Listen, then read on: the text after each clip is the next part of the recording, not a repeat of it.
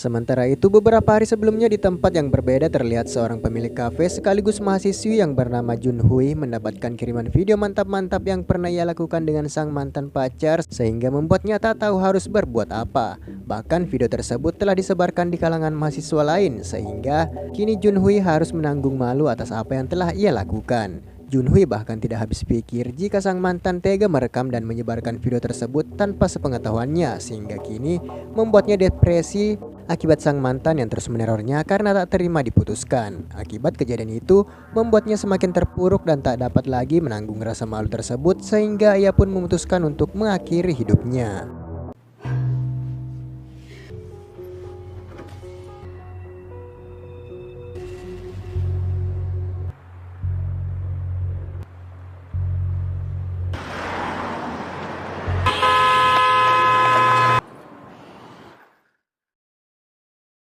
Bu Gyujin pun berhasil menyelamatkan Junhui dan memberikannya sebuah kacamata yang menurutnya adalah milik dari Junhui yang terjatuh di sana. Namun tentu saja Junhui tak memilikinya dan mengatakan jika kacamata tersebut bukan miliknya yang bisa saja milik pelanggan lain yang ketinggalan.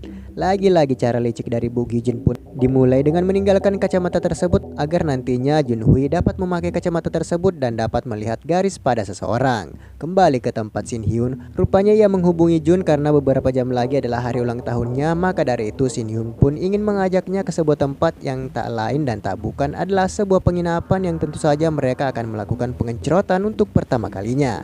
Shin Hyun sendiri yang meminta untuk melakukan hal itu karena ia cukup percaya dengan Jun sekaligus mencintainya sehingga sangat wajar jika kehidupan di sana bebas melakukan hal itu selama mereka menggunakan pengaman agar tidak kebobolan. Mereka yang baru pertama kali melakukannya tentu saja canggung, namun perlahan tapi pasti keduanya pun larut dalam kasih sayang dan cinta yang membutakan segalanya. Setelah mereka selesai melakukannya, terlihat keduanya tampak canggung karena baru pertama kali melakukan sesuatu yang tak dapat dijelaskan. Dan untuk mencairkan suasana, Jun pun berinisiatif untuk membelikan sesuatu pada Shin Hyun sebelum kembali ke apartemennya dan memintanya untuk menunggu sejenak. Namun hal tak terduga pun terjadi.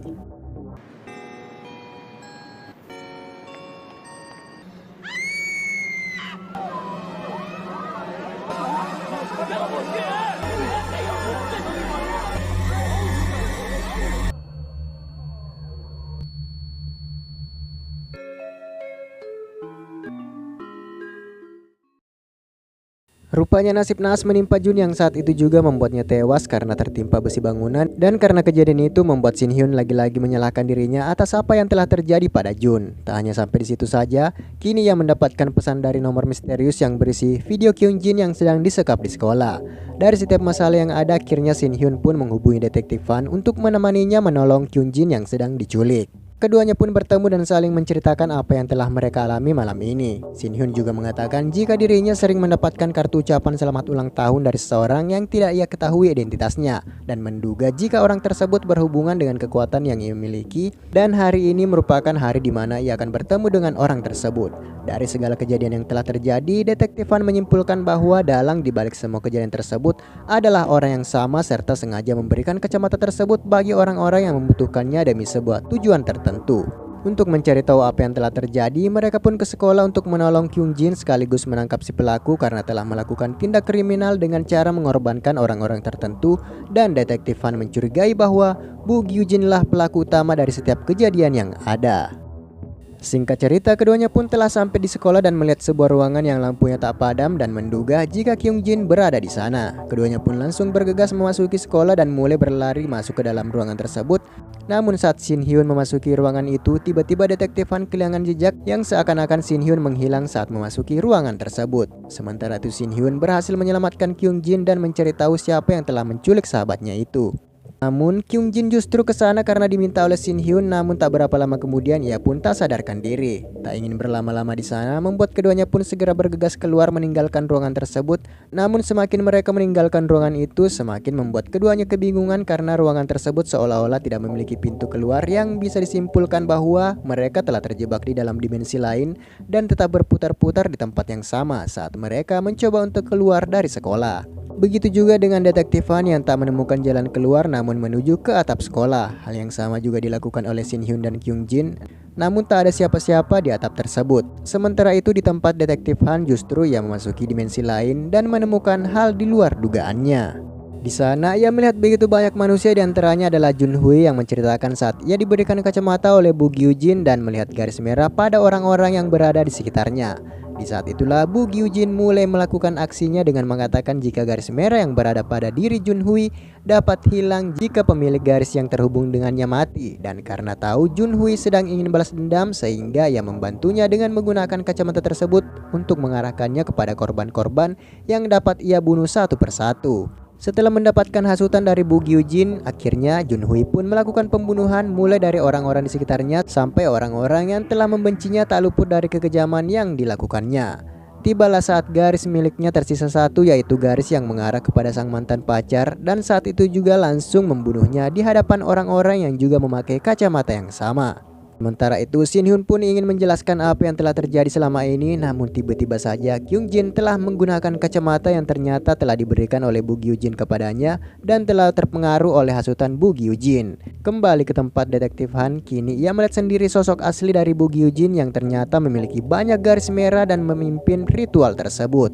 Ia bahkan memperlihatkan kepada detektif Han tentang tumbal selanjutnya, yaitu ayah dari sang detektif yang tentu saja berkaitan dengan garis merah pada Seon. Dan lagi-lagi Bu Gyu Jin mencoba menghasut detektif Han untuk membunuh ayahnya sendiri karena telah menodai Seon. Dan jika membunuh ayahnya sendiri maka Seon akan tersadar dari koma sekaligus mengakhiri penderitaannya. 선아를 구하고 싶지 않으세요?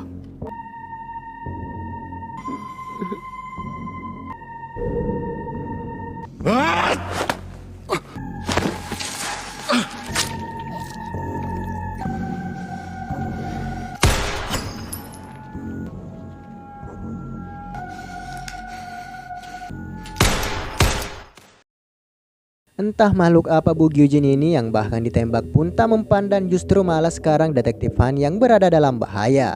Begitu juga dengan Shin Hyun yang mencoba untuk melepaskan kacamata milik Kyung Jin, yang pada akhirnya dengan segala usahanya itu ia berhasil menghancurkan kacamata tersebut sehingga membuat Kyung Jin kembali ke kesadarannya dan bingung dengan apa yang telah terjadi.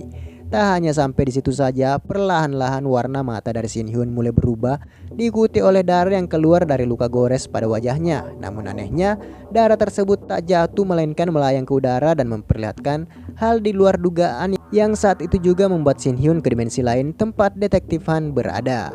Ia mencoba untuk menghentikan perbuatan dari Bu Gyu Jin dan telah mengetahui segala perbuatannya. Kedatangan dari Shin Hyun ke sana rupanya juga adalah rencana Bu Gyu Jin dan mengatakan jika sebenarnya kemampuan yang dimiliki oleh Shin Hyun itu bukanlah sebuah kutukan melainkan sebuah anugerah. Maka dari itu untuk membuat orang lain juga melihat apa yang dilihat olehnya, membuat Bu Gyu Jin pun memberikan kacamata kepada orang-orang untuk membalaskan dendamnya. Ia sengaja melakukan hal itu demi melampiaskan hasrat terpendam manusia meski taruhannya adalah nyawa mereka sendiri. Orang-orang yang berada di sana adalah bukti nyata hasrat tersebut yang telah menjadi arwah dan akan melakukan persembahan terakhir. Namun arwah dari ibu Shin Hyun pun menghalangi dan berusaha melindungi anaknya itu karena tahu efek yang diberikan oleh kacamata tersebut, di mana ia juga sempat menggunakannya sehingga mengetahui perselingkuhan dari suaminya. Ia tidak menyalahkan kejadian tersebut pada Shin Hyun, melainkan kesalahannya sendiri karena telah terjerumus ke dalam kesesatan dan meminta Shin Hyun untuk tidak menyesali apa yang telah terjadi.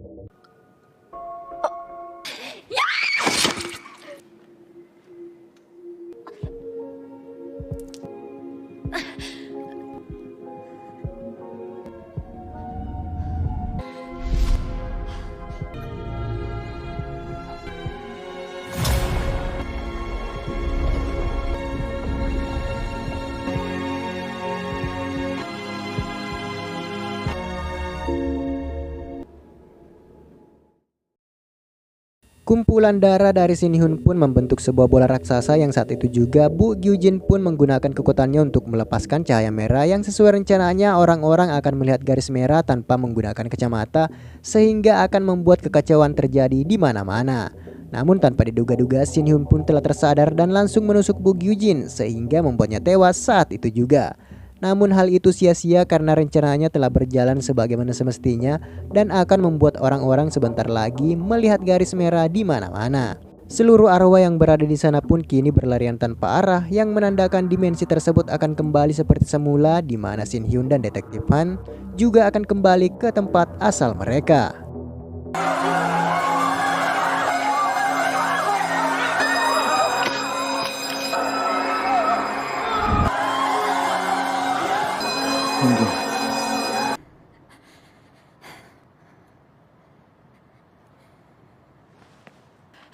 현우봐, 일단 가자. 형사님, 형사님, 우리 같이 선아 보러 가요. Dan benar saja apa yang dikatakan dan direncanakan oleh Bong Hyun-jin menjadi kenyataan, di mana semua orang kini telah melihat garis merah di langit menyinari setiap sudut kota, yang secara bersamaan orang-orang mulai menyadari jika di atas kepala mereka terdapat sebuah garis merah yang aneh dan saling terhubung dengan pasangan masing-masing. Mereka yang belum mengetahui maksud dari garis itu pun mulai panik dan tidak tahu harus berbuat apa. Singkat cerita, 1 tahun kemudian kini orang-orang terlihat mengenakan kacamata hitam, bahkan menggunakan helm agar mereka tak dapat melihat garis merah pada setiap orang. Sama seperti Shin Hyun yang di awal cerita memakai kacamata hitam agar tak dapat melihat garis tersebut. Kini Shin Hyun menjalani hari-hari seperti biasanya, namun ia memutuskan untuk tidak melanjutkan sekolahnya. Untuk Seon, kini ia telah tersadar dari koma dan kembali melanjutkan sekolahnya yang sempat tertunda. Namun dari kejadian itu membuat Detektif Han mulai dekat dengan keponakannya itu dan akan mengawasinya, sehingga tak ada lagi orang yang dapat menyakiti Seon, serta tidak ingin keponakannya itu mengalami hal yang sama. Shin Hyun sendiri mengunjungi makam dari Jun untuk memberikan penghormatan terakhir karena ia akan melakukan perjalanan panjang ke sebuah tempat, dan hal tak terduga pun terjadi.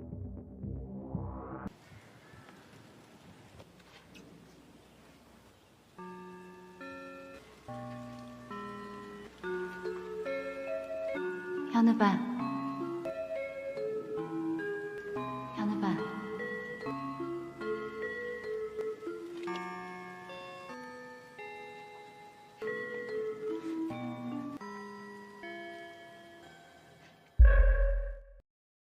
Dan S-Line season 1 pun selesai. Tidak dijelaskan mengapa di akhir film Bong Hyun-jin terlihat baik-baik saja dan masih hidup. Namun secara keseluruhan, cerita dari film S-Line ini cukup menarik karena mengangkat sisi cerita yang tabu untuk diperbincangkan, sehingga sangat relate dengan zaman sekarang. Jadi sangat wajar jika film ini mendapatkan rating yang sangat bagus di kalangan penikmat film dan layak untuk mendapatkan season 2. Dan sampai jumpa di alur cerita film selanjutnya. Adios.